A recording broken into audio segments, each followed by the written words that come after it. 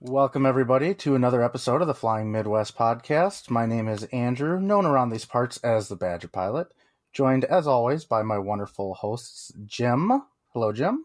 Hello. And Maddie. Hey, Maddie. Hey there. Hey, what have you guys been up to? Working like crazy, but even in that space, I've been playing around way more with YouTube, and I had a surprise that I think I told you both about in posting one of my videos over on Aero Exploration. I have no idea what I did. I don't know that I can repeat it. One of my videos went from 200 views the video before to 40,000 views in the next video. Wow. I have no idea what what I did. That's awesome. That is awesome. I'm guessing it was, so what I've been doing is like the This Week in Aviation History thing on that channel until I can actually get flying and start making flying content again. But I'll kind of keep that going too. But it's like a quick little 3 to 10 minute thing, depending on the topic, that just talks about an event in aviation history for that week. So, but this one was on Jimmy Stewart. So I'm wondering if that was part of it, that you take this iconic actor from back in the World War II era who's got all of this flying experience too, and you tell that story, and I don't know what happened. It took off. So, yeah, I'll take it.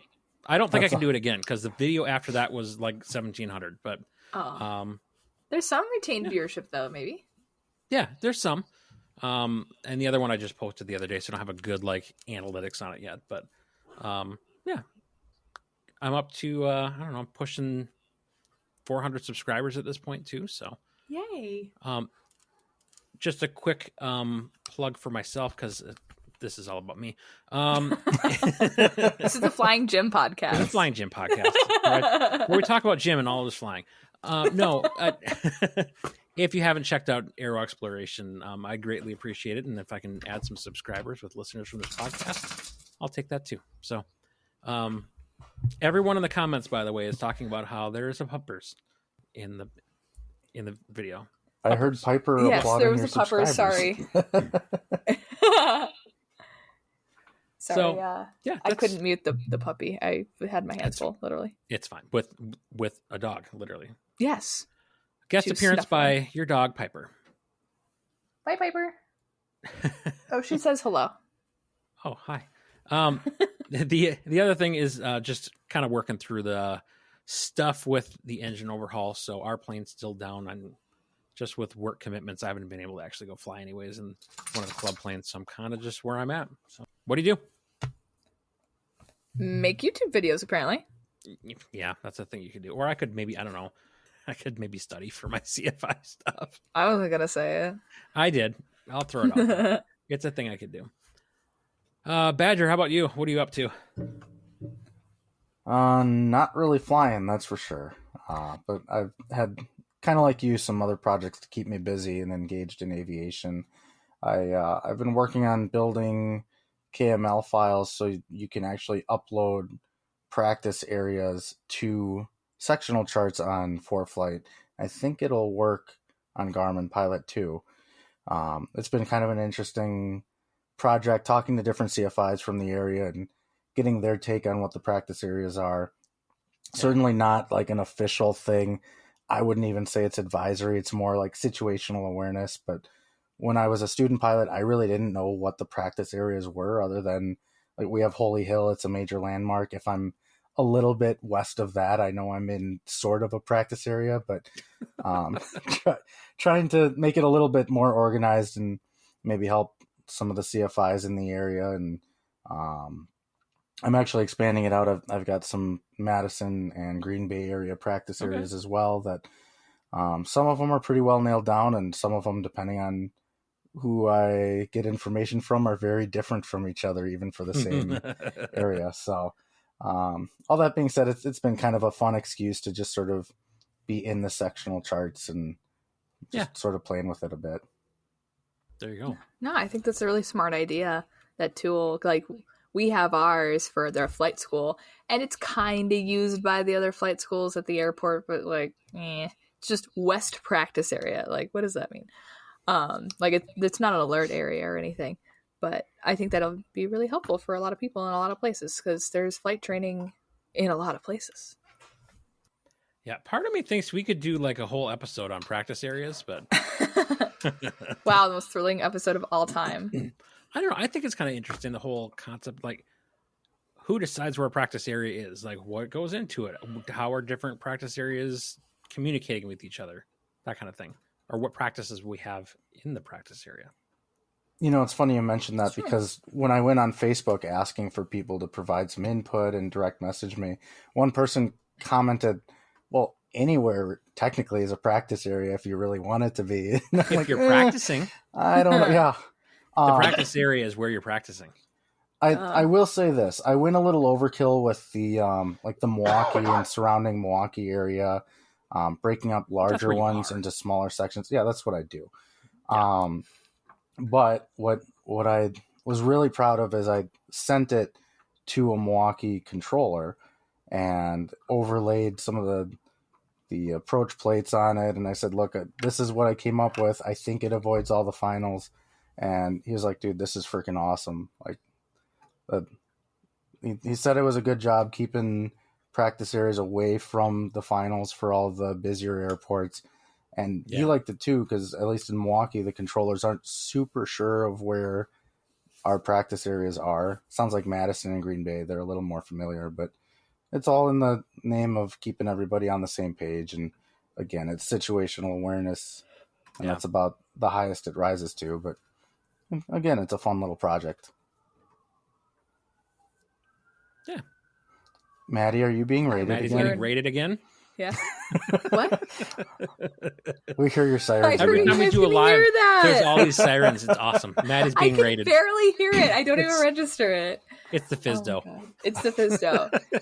Actually, it's not the FISDO. I'm in pretty good with the FISDO right now. So I've been there twice in 2 weeks. So Did you use a fast pass from Brian Turner? oh, I should have. Oh, that would have been so funny. Oh, shoot. Next meeting, I'll have to bring one in. Okay. That's so From the chat, Alyssa wanted to point out that we should put all the practice areas in the Volk MOA complex. They'll love it. Yes. Yeah. So, Maddie, what do you have going on lately? Clearly, lots of FISDO activity. Okay. So. Okay, so I actually have a few updates, which is kind of fun. I have signed up and am doing exactly zero work right now for reasons I will explain later to become a FAST team representative. So that's the FAA safety team. So if you do any wings program stuff, Rusty pilot courses with AOPA and things, it's the part of the FAA and part of the local FISDOs kind of thing to basically do, you could count as like outreach about like aviation safety, basically. So I was tasked by somehow to become, I don't think I've said this yet, to become a Wings Pro. There's no guidance for this. You just basically have to get good at it. So it's about the Wings program, if you're familiar with it. I am vaguely familiar, but I have to become very familiar very soon. So that's exciting. I'm really excited to do that for the Wichita FISDO. What that means for me, I don't know. Maybe I'll get to do a Rusty Pilot seminar or something. I don't know. It'll be fun. So that's one thing. As of yesterday, I became a Gold SEAL CFI. Oh, good for you. Congrats. That is Thank awesome. you. Congrats. Thanks so much. For It those, took me a year. Huh? I was just going to ask, for those not in the know, what does it mean to be a Gold SEAL CFI? Because it's a big deal. It's awesome. It is. It's mostly bragging rights. It's something, it's a feather in one's cap, so to speak. So Goldfield. Wow, I hate that this is a live episode. I can still cut that in the actual published episode. I know, but just Jeff the is cool gonna kids hear alive it. get to watch you mess up just real time. I guess. So to become a Gold SEAL CFI, one must have a couple of things. 10 first-time check ride passes, 80% of which must be, or 10 check ride sign-offs with at least 8 of those being passing, so a total of 80%. You also need to do your AGI and obviously be a flight instructor. So I was eligible last year, but it took me a while to do my AGI, my advanced ground instructor written exam, which was my only holdup. But I finally did that. a few weeks ago. Yeah, finally got that done, out of the way, thank God. And now I am here with my gold seal, and I got a temporary that was typed out custom from the FAA. Fancy. It's just a piece of paper. It looks like any other temporary certificate, but does it look anything like Badger's 40s pilot shell? I was just going to say, is it more official than Sharpie? No, it's more official. It was hand typed. It wasn't handwritten. That would have been funny. Handwritten in Sharpie. That would have been so funny. But the people at the FSDO are super nice. I can't speak for every FSDO, but the Wichita FSDO people are really, really great. I've met with 3 of them now, and they're all fantastic. So don't be afraid of your local FSDO. They're cool. Ultimately, finally, I have a lot of news this time around. You guys, you two, and the rest of the general population will not be seeing me for a few weeks very much, because I was voluntold to do my PIC type rating in the Beechjet and do my multi-engine ATP, my airline transport pilot certificate. So I am totally stressed out, and that is why I am not really not doing my my FAA safety team videos yet. I will get there, I promise. But yeah, so I have to study for that. Ooh, I haven't taken a check ride since 2022. Wow. And that doesn't seem like a long time, but it's a long time for not having taken a check ride. So I have to remember what all that entails and become basically an expert in the Beechjet, which is going to be exciting. So we'll see how that goes. But it'll be overseen by the FSDO, so that will also be fun. Like, hey, remember me? Yeah, I think I know who's doing it, and I've flown with him actually in the sim a few times for his recurrent training. He's cool, but yeah, it's going to be a little stressful. But hey, hopefully I come out the other side with 2 big shiny things on my pilot certificate. Yikes! I kept wanting to say CFI certificate. That's not going to be on there, but yeah. So that's my news. I actually finally have news. It's been pretty boring over here otherwise. So awesome. Thank you. So I know that you've hit 1,500 hours now, and you've been just plugging away at all this stuff for so long, and it's just good for you. I'm really happy for you. Yeah, definitely. You guys are great. Anything else we want to cover in that space, or do we want to start talking about what we have on this episode? I don't think we can really top Maddie's. I'm not even going to try. Everything going on. No. Yeah, so that's a good thing, Maddie. We're excited and happy for you. Thank you. I'll let you guys know. News. No. Y'all, yeah, there's our news and events. Yeah, there you go. Yeah. The news is Maddie's doing things. The events is her check ride. Yeah. Oh no! Please, nobody show up for that. I don't need an audience. We'll see. It would be scary. No. Should we talk about what's going to be on this episode? Last episode, we had on the famed Rob Reider. That last episode, it was so much fun. He is the host of I Learned About Flying From That, which is, I think, I Laughed. Yep. I've heard it both ways. Yep. Yeah. So I learned about flying from that. So we got to thinking today, because we are the ultimate planners in the podcast space. So we thought, okay, what events have shaped our own flying journeys? What have we learned about flying from that? So what have we learned from the world's greatest teacher, experience? From runway excursions to instrument failures, and I won't talk about my bird strike because that actually we covered in the I Laughed episode, but we all have some experiences that have taught us a bit about flying, and I think, what's the saying? What did Rob say in our last episode? A wise person learns from their experiences. A wiser person learns from the experiences of others. Mm-hmm. So hopefully, I have a feeling you guys will learn a lot from us and our mistakes. Which brings us, I think, to the disclaimers. Maddie may be a CFI, but she's not your CFI. Nope. Any of the things we talk about, if you have questions, concerns, bring it up with your local FSDO. No, I'm just kidding. Don't do that. Please don't call it FSDO. We promise that we've learned from these things, and seek out the guidance of your instructor.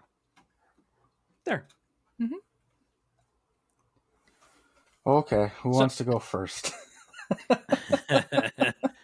I was going to ask, do you want me to go first? I got stories for days. I think one of the memories that stick out for me the most is probably one of my first actual like flights in the IFR system. I had gotten my instrument rating.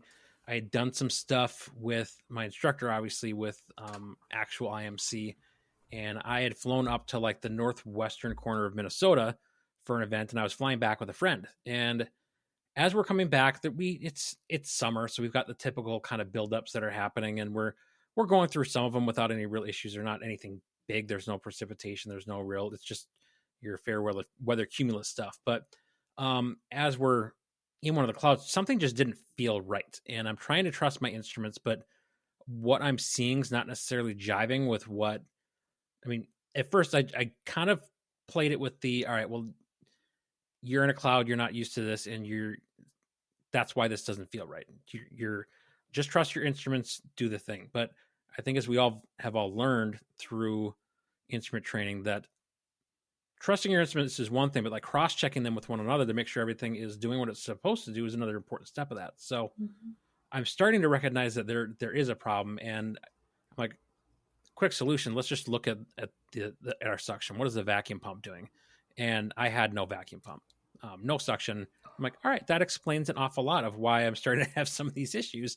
So fortunately, I think I was at like 6,005 coming back, and I could just descend to get under the clouds. It was a lot bumpier, but because I'm on with ATC, I told them what my intentions were, and I asked to descend down to 4,005 to continue my flights.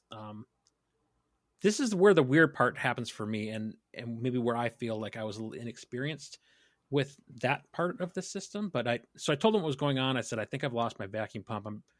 Now that I'm at 4,500, I'm in VMC. And a couple minutes passed, nothing really happened.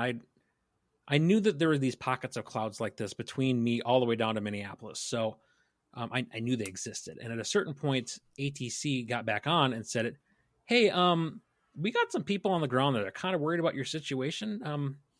What are your intentions? Like, okay. So I'm thinking at that point, all right, maybe ATC has a bigger picture of what's going on than I do. Obviously, I'm up here. I've listened to weather. I'm listening to. I have a habit of listening to the different weather, AWOS, ASOS on the way to my destination. I try to plan ahead, and I listen to other weather report information or observations through my flight. So I didn't see anything that struck me as odd, but when ATC said that, it gave me pause. I'm like, all right, well, maybe I need to reassess this whole thing, thinking that they knew something I didn't. And by the time I kind of said, I think I'm going to go divert over to this airport over here. I said, all right, we're going to declare an emergency for you.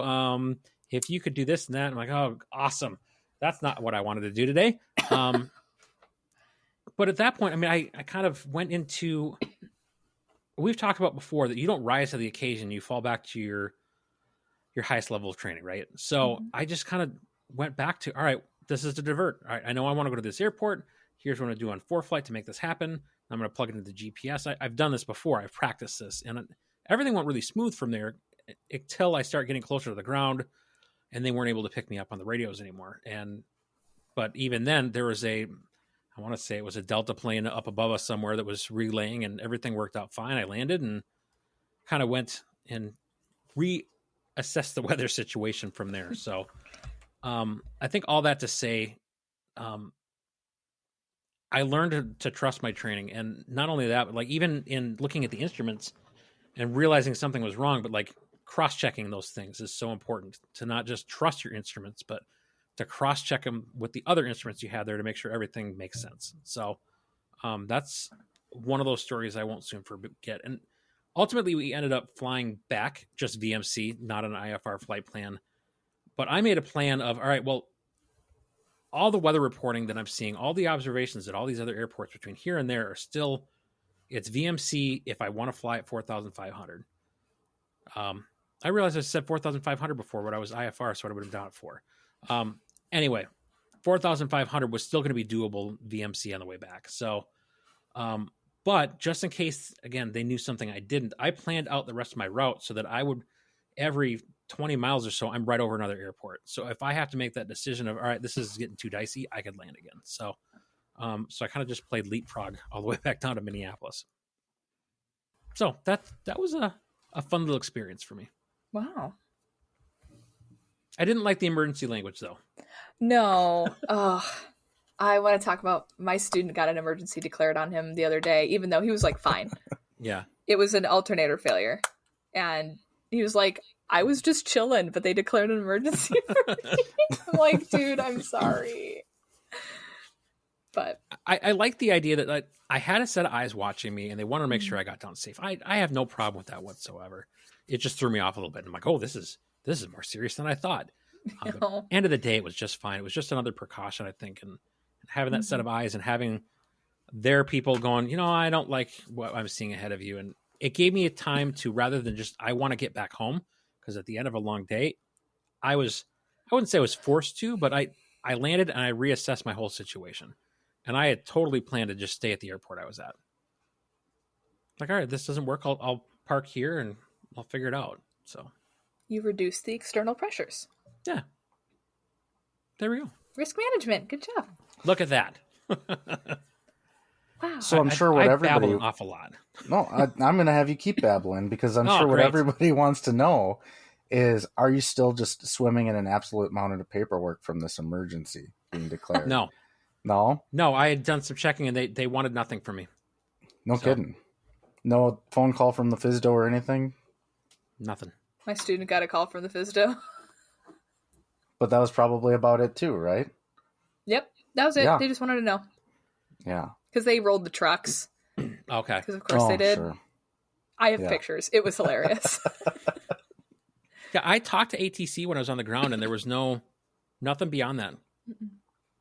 This is where the FSDO's listening. I'm going to get a phone call tomorrow morning. Right. That's okay. The FSDO has entered the chat. Can I interject? It's relevant. I did not handle this as well as you did.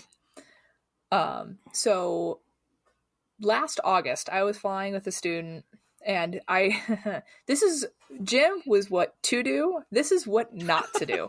So said no one take ever. This Jim is well. What to do. Well, there's a first for everything, Jim. Okay. So I had been training with students there was a nice thick layer of stratus clouds that hung out over here in Wichita, which doesn't happen super often, for like 3 days straight, which was awesome. It was perfect. It was, those ceilings were like 1,500 feet AGL, super nice. But thick IMC, so my students could get a lot of experience. And I had gone up maybe 5, maybe 6 times, just taking all my students in the clouds. Because like, when else do you get to do that? Yeah, sure. And it was still, perfectly still, no turbulence or anything. It was like perfect conditions. So something that you may or may not know about being a CFI who does not have an airplane nor any money is we don't fly a whole lot, which is a very good way to get complacent and rusty. Sure. You're probably seeing where this is going. Maybe. So I went up with a student. He was just about to take his private pilot check ride. And I like to do BAFE in the clouds, so basic attitude and instrument flying, just flying around, turns, climbs, descents, whatever. We get a block altitude. We can maneuver as we please, just so they can get a sense of what it's really like having nothing visually outside. It's a very good experience. And the problem was the airplane we were flying had this weird, tiny intermittent issue that every once in, 5, 10 flights, the heading indicator would just spin like 60 degrees. Oh, awesome. Yeah. And no warning, no nothing. The vacuum system was fine and everything. And again, this is how you not handle something. So I'm not throwing the student under the bus. He did just fine. But me, my partial panel skills were not great. So I see, we're kind of talking and I see that the heading indicator is starting to precess. And I'm like, hey, are you seeing that?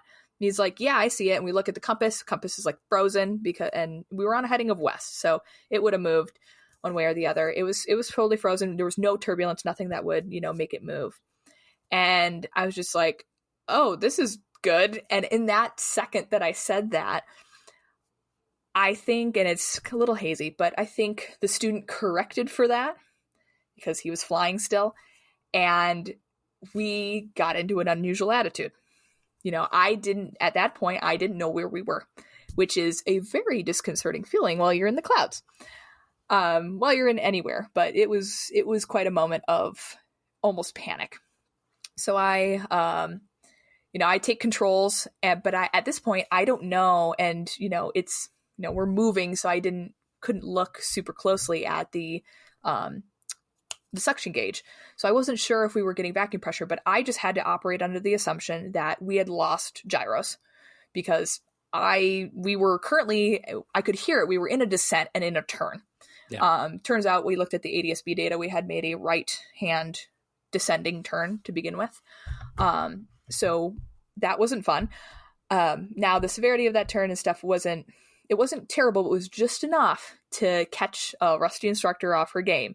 And I will tell you, I have never had a moment like that in my life of that, oh no, I don't know if I can do anything about this.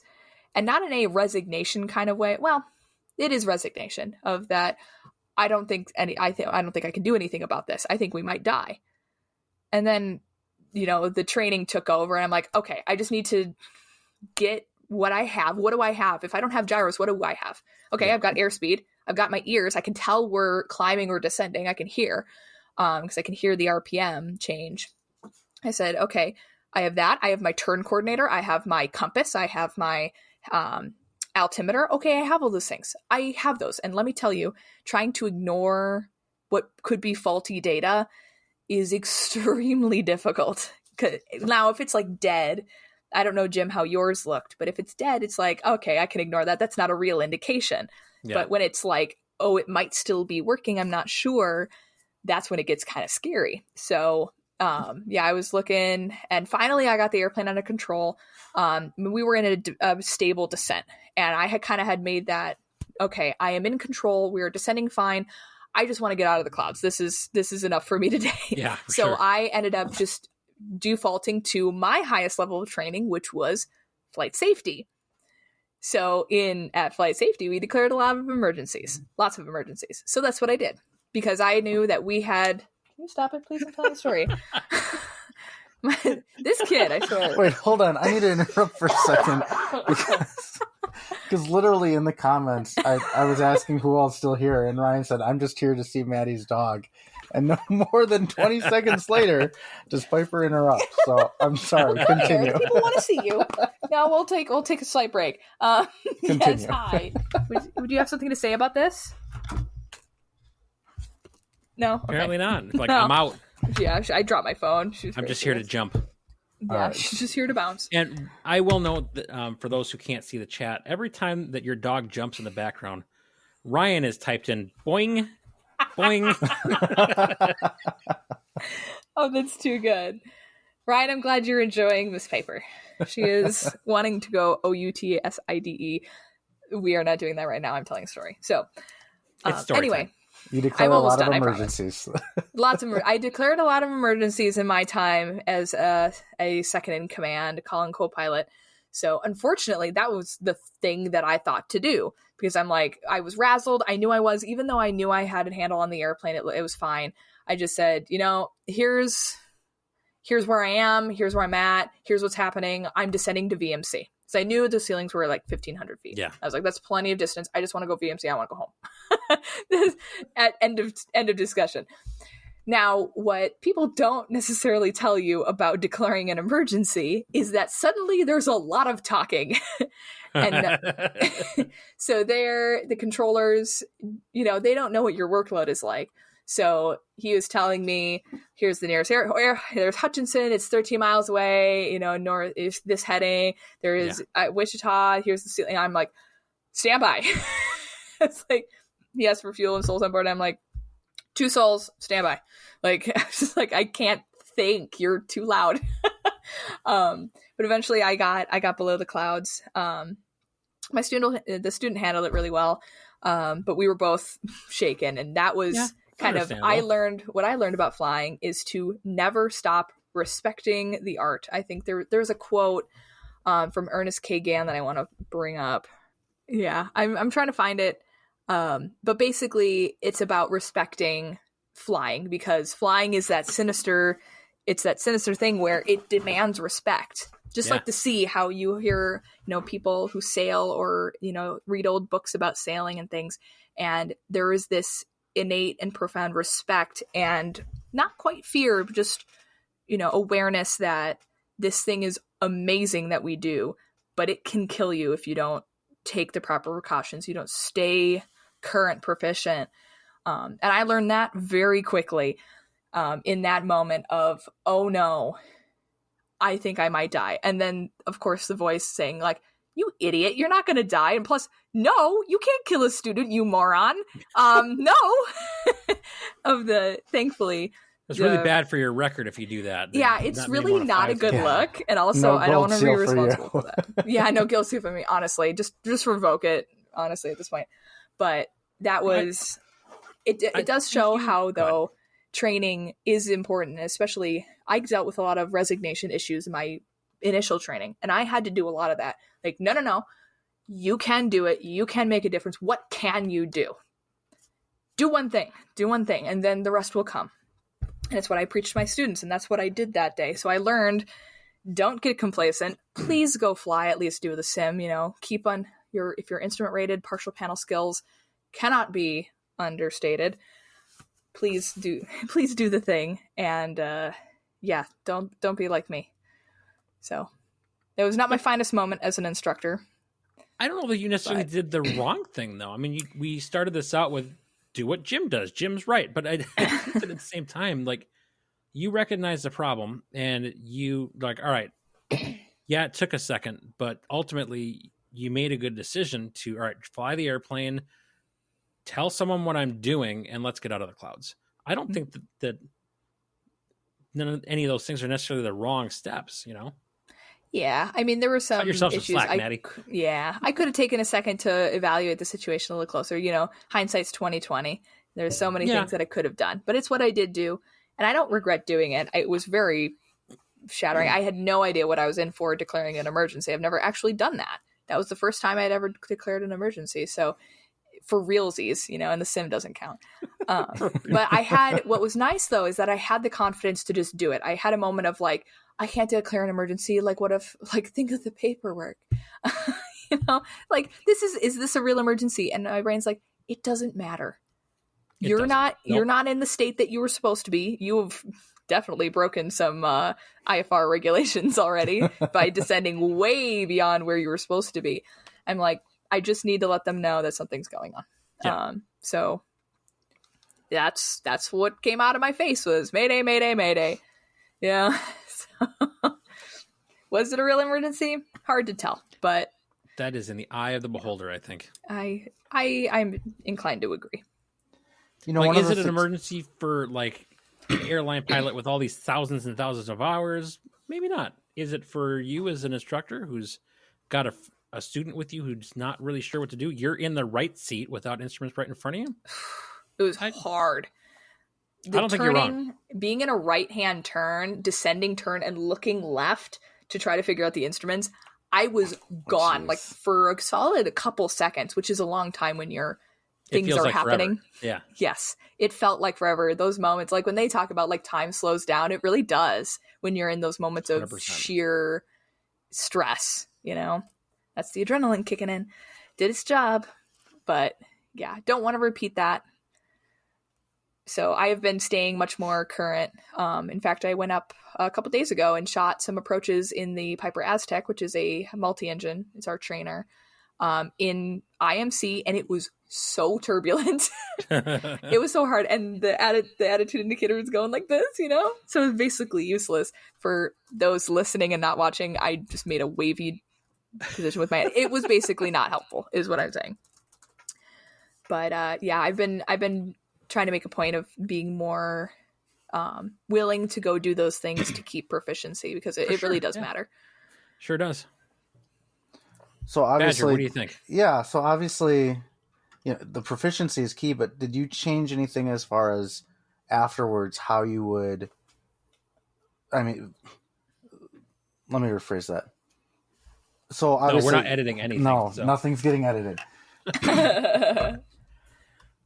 So obviously, when we practice partial panels, and it sounds like you did the right thing, went back and got more proficient with it. But what do we do in training? We take a suction cup and we cover it. And obviously you didn't have that benefit. And so you're just used to seeing a directional gyro and used to it being correct when you see it. Have you carried suction cups with you now? So if you have a failure, just cover it up or anything like that? Had or post-it suction notes? Well, here's the deal. When you're in a situation where things are occurring and you're not straight and level and everything, I had controls. I couldn't reach for them. They were in I had some. They were in the glove box right by my knee. It was not a moment where I could just grab them, because if I looked away, we were not going to be fine. Because my student, is not an instrument student. He didn't know, what exactly to do. I just told him, tell me if I'm descending or climbing is basically what I told him to do. Sure. So I could focus on one thing just for a moment. But yeah, he did great. But yeah, it was just one of those things where I thought of it after the fact, like, that's why we carry suction cups, kind of. But at the same time, it was just, there was no time. I couldn't grab those. I was just, we are in this situation, and now I have to fly us out of it. So it wasn't, had they been like right there, maybe, but again, that involves me reaching over or give them to the student and stuff like that. It's motions I couldn't spare. Right. I couldn't risk an extra tilt of my head, because that's how I got disoriented in the first place. So it was just not feasible. Maybe I'll strap them to myself next time. I don't know if that would have mattered, because I know, and again, mine is totally a different situation. I wasn't in the clouds. I recognized what was going on, and I just got out of the clouds. I mean, I was like in and out of them, right? Mm-hmm. I had the suction cups like right next to me, and I never for a second thought to put them on there. I think it's just like, it's for training. It's not for real life. Yep. But I specifically, when I'm like, all right, I got my radio now, I'm going to buy these suction cups. If I ever have a problem, I've got these. I'm ready. But I never practiced it. Mm. So they just sat. Yeah.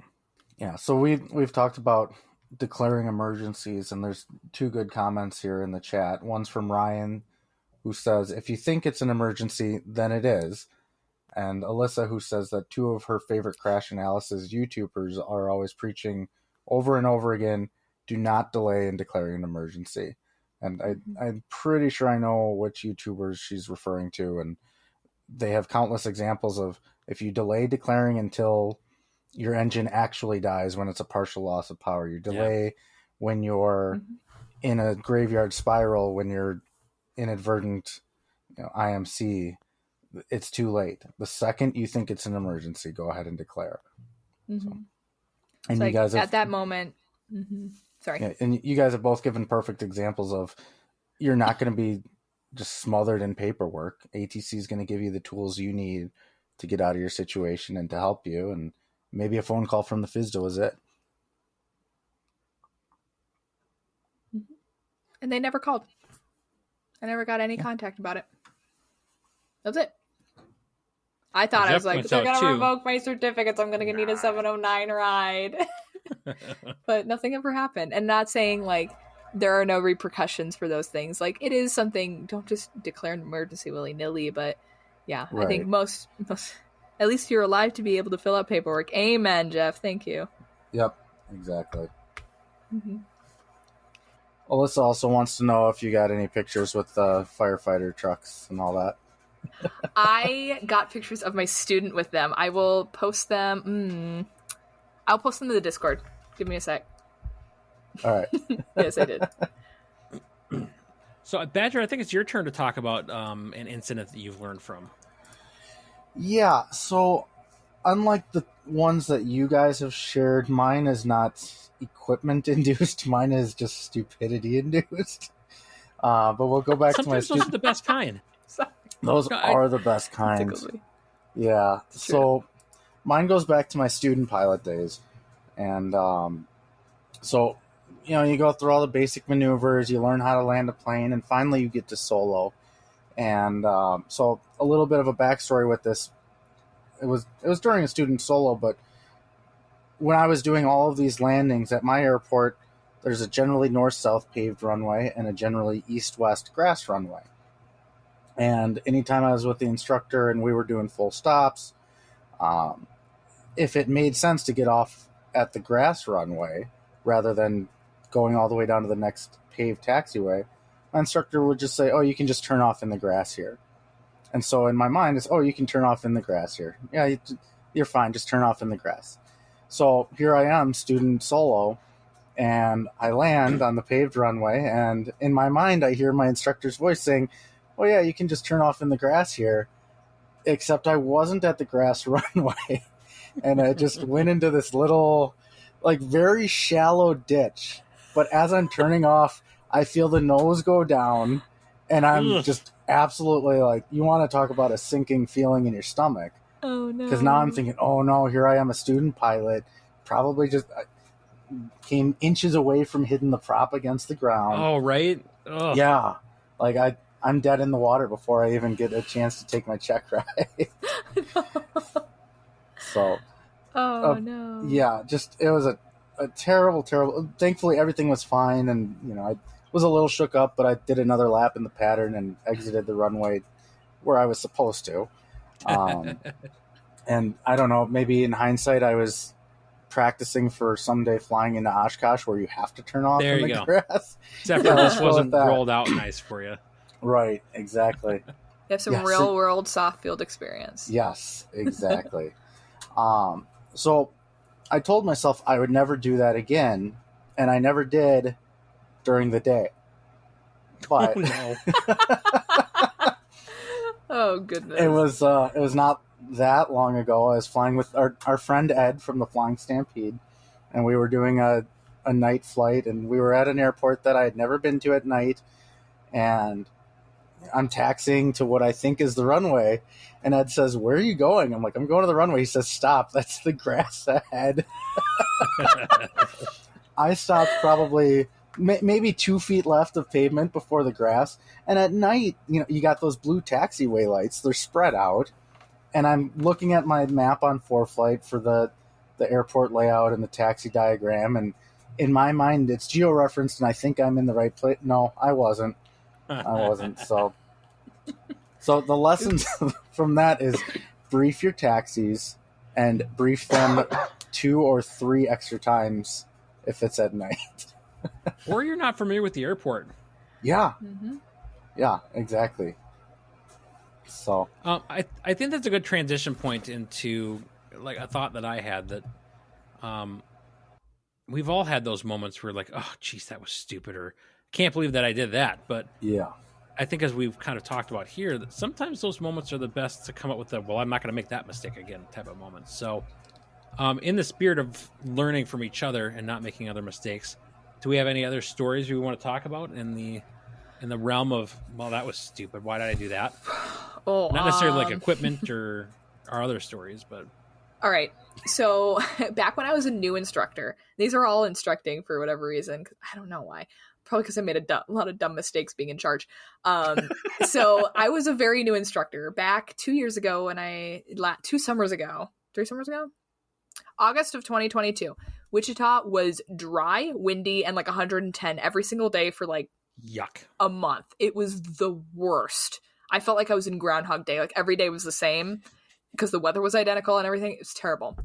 Anyway, one day, the literal perfect storm occurred. I knew there was a cold front coming through, but I didn't think it was coming through as fast as it did. And I think that was just me like not looking ahead enough on the weather to see how fast it was moving. Again, I learned about flying from that. Don't be dumb with your briefings. So I was like, oh, I can do one more flight today. I was going to take a guy out to do instrument work. It started, it's like an omen almost. We take off and it's bumpy. It's so bumpy. I like didn't even want him to do hood work. And then we fly through, and I kid you not, a giant flock, I guess, of dragonflies. I've never seen anything like it in my life. It was so surreal. I'm like, what is going on? I was like, dude, take off your goggles. Look at this. And he's just like, what is going on? I was like, heck if I know. I don't know. Nothing good, probably. And it just started, it's like, when there's something in the air, you're like, something's wrong. And that was me. Was it dragonflies? Like, yes, the dragonflies were not, well, they disappeared. And like, I never saw any of them again, but. Because you smashed them. Because I smashed them, yeah, for real. Right, the ultimate. But that was smasher. the least of our worries. Okay. That was simply the, oh, hey, something might be going wrong. Yeah.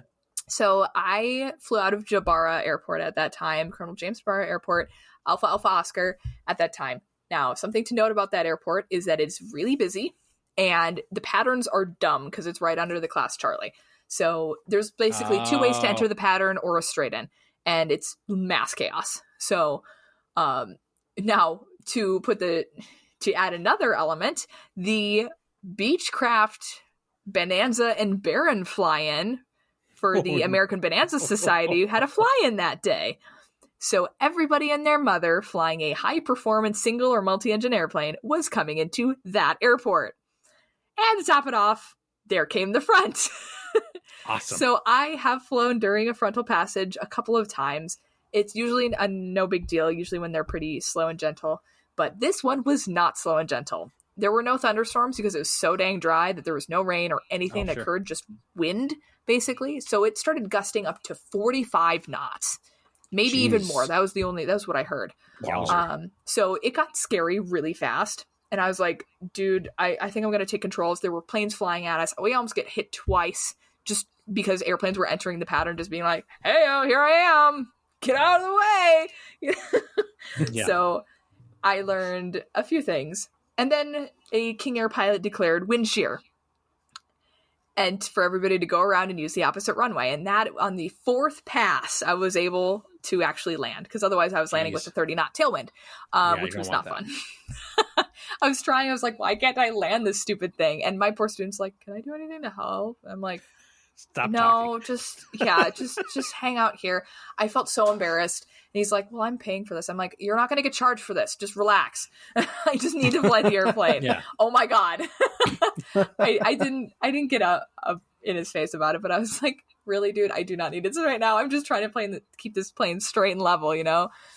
But finally we land, and the winds were right down the runway, but they were 26 gusting 46. And we almost flipped the airplane taxiing back in because, Don't do that. I believe it. It was not my finest moment. I literally walked into I was living with my best friend at the time. She's now in Minnesota, but I walk in the house. I'm like, today was the worst day ever. But then she came back with, did you die? And I said, no. She's like, well, it could have been worse then. So thanks, Gabrielle, for keeping me sunny side up. But I learned to monitor weather, monitor local events, because what the heck? And also to be very wary of people in the pattern and if you have a tailwind. But it was hard because there were literally 12 people in the pattern. It was nuts. So perfect storm, literally. I think that my dumb moment was, I'm just going to start the story with the lesson of use your damn checklist and actually use it. My issue was I was flying an airplane that I wasn't as familiar with another organization that had a different checklist than I was using when I regularly flew a 172. So I'm using that checklist and I'm like, I'm following the checklist. But then I got into my habits of how I flew with the club. And this organization I'm flying with in this 172 has put on the parking brake. And we never did that in the club plane. You just put your feet on the brakes, you advance the throttle for your run up. Ta-da. I think people might know where the story is going at this point. So I left the parking brake on.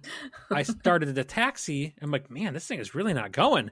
Eventually, if you put in enough power, it's going to move. So I was able to taxi, get on the runway, take off, and I was working the pattern. When I came back to land, that was a very uncomfortable feeling because that thing it was really squirrely when you touched down on the parking brakes on. Sorry. Oh no. That is one of those things though. Like I will never do that again. I'm not saying that I'm perfect with my checklist, especially now that I'm consistently flying the same plane all the time. And maybe that's bad on me for getting complacent in that space, but I sure as hell check the parking brake every time I go finish my run up. Mm-hmm. We don't use our parking brakes for exactly that reason. One, because my boss has had several just come out on the Cessnas. Just, okay, it's gone now. Good luck. So just using your feet on the brakes is perfectly adequate. And who wants to forget that and run into that kind of situation? And to Alyssa's point, those poor tires. They weren't like the same quality as when I took off. Oopsies. But after that, it's not like I did like 7 landings with the parking brake on, and I'm guessing that it wasn't a very good parking brake set up in the first place because I don't. It was squirrely, but it wasn't anything that like this is a really really bad thing. Like it's not like I thought I was going to crash the thing off the runway or anything. But I didn't use the parking brake anymore after that in that plane. So, well, all I have is a parking brake. I don't have toe brakes on my plane, so. Oh, that's right. Well, Yeah. the Piper you have a Piper. The Piper parking brakes rock. Yeah. Those brakes really work. Oh, The yeah. Cessna brakes, no. it mediocre at best, I'd say. Sorry, Alyssa's comment about airplane. Share with the class because not everyone can read that. So, I didn't know if you guys saw it. I So, Alyssa just says, Maddie talking about the parking brake handle coming out has me picturing the movie Airplane. Just skidding Airplane down with the an runway exclamation point, forever. Alyssa. Uh-huh. Well, you guys both gave Well- a serious one, and all three of us have given kind of a silly one. I'll give one more kind of serious one, and it's short. And the lesson basically is just know your memory items and know your flows. I can't remember if I talked about this in a previous episode, but I had a partial power loss on a recent flight. Oh, yeah. Just for no apparent reason in the moment, and just kicking in and catching it right away. And initially I reached for the throttle and thought, nope, that's not a good idea, and started working the flow right away. The emergency things that need to happen fast, have those as memory items, and then obviously back it with a checklist if you have time. But just a short reminder, that's not necessarily a lesson from flying per se, because it's a lesson we all at least should be learning during our private pilot training. But make sure you're keeping up with the flows, and be ready to act whenever you might need to. But thank you, too, for sharing your stories. And I hope that some of our listeners can learn from our mistakes and maybe even reflect on some of their own moments or mishaps or close mishaps, and stay away from that space of complacency that we can sometimes fall into, and just keep trying to be safer, more proficient pilots. If you have a story that you'd like to share with us, and even better if the statute of limitations is expired, feel free to share it with us in the Discord. You can email us at flyingmidwestpodcast@gmail.com and get a link to the Discord server, where we share all sorts of fun stories, like how we go off of runways into the grass. Since you just said the thing Maddie's supposed to say, I'll say what you're supposed to say. Oh, geez. You'd also, if you'd like to share comments about either this episode or any of our other episodes, we do want to hear your feedback. We love hearing from you. So you can, again, drop us an email or reach out to us on any of our social medias, or you can leave a review wherever you're listening to this podcast, and we'll read your thoughts on a future episode. Well, if you're going to be here begging, you got to say hi to the people. This is Alyssa. Thank you for joining the comments here again. The wheels have come off the show faster than Jim's plane with the parking brake on. Maddie, will you take us out of here? I don't even know what to say. Thanks for listening. We really appreciate you being here. All the love in the world. Thank you to everybody who joined live tonight. And as always, until next time. See ya. See ya. See ya!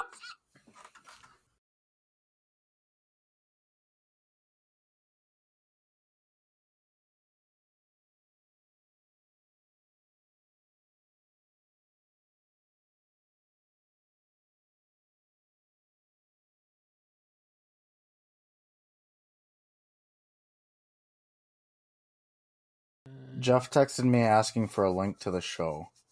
Tell them to relax. Things happen when they happen. I don't know what's on this Probably. episode. Oh shoot, that's me. Sorry, I had to scroll all the way down. It's you. It's Maddie's up. You had this in like double spaced, and there's so many blanks here. Okay. not every episode can have just solid gold show notes. Sometimes they're just thrown together on my phone while I sit on the couch. Wow. Here, I just deleted a bunch. There we go. Okay, so I find that large pockets of silence are really good for audio format podcasts. What are? Large pockets of silence. Sorry. You're fine. Followed by larger. I'm giving you a hard time. Pockets of silence. Oh, thanks. I've done so many dumb I'll say things. this. I have one. Okay, you Sorry. go. You sound excited. Go ahead. No. I'm recalling, and I have something. It's not well. It was exciting. It wasn't fun. What were you gonna say? Mine was also exciting, but not so much fun. I'll go quick. I'll try to make this one fast. Yeah, go ahead. Unless you want to go. This is the definition of Midwest polite. No, you go. No, you go. Okay, you go. We are in a typiple Midwestern standoff. Yes. And if you have a story that you'd like to share with us. Darn it! Yeah. No! No. Were we going to do the same thing? What? No. I don't know. No, I don't think so. Okay. If only there was like a document of some sort that laid out who was supposed to say what and when. Oh, I have no idea where we are in the document right now. See, it's not just me. Ha! I have written, we are here. And then Maddie is giving me grief about, long show note, blah, blah, blah. But then you're like, I had no idea where we were. I just typed it there. Maddie, did you have something that you'd like to say? No. I don't know. Where are we in the Where were we? I know what I was going to say. I'll get us back on track. Oh, you say it, please, Roger. Try to save this. All right. Ryan's got a great comment. For the record, the show ran into the ditch with Jim this time. Oh, jeez.